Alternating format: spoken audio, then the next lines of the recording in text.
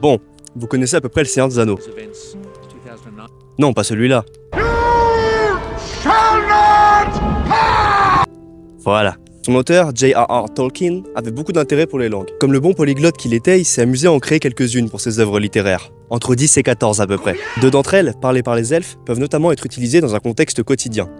Le Quenya et le Sindarin. Tolkien a construit son œuvre autour de ça.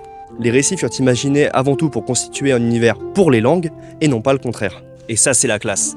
Mais tout ça ne vient pas de nulle part. En effet, il étudie le vieil anglais à Oxford avant d'y devenir professeur, et ses recherches le mènent vers le Christ de Cynewulf, qu'il adapte en 1914 avec Le Voyage des Arendil. Cet ouvrage pose les bases de son œuvre fondatrice, le Silmarillion, qui inspirera Le Seigneur des Anneaux. Et ça ne s'arrête pas là. Ses travaux universitaires et ses sources littéraires se mêlent et créent l'univers mental à la fois de l'auteur et du chercheur.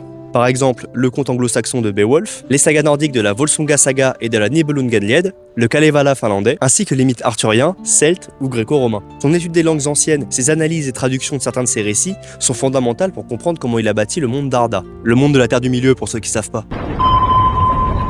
Vous vous en doutez, ces inspirations ne s'arrêtent pas là, alors on en reparle bientôt. N'hésitez pas à lâcher un like, à commenter ou à repartager, et surtout, n'oubliez pas de créer. Tchuss!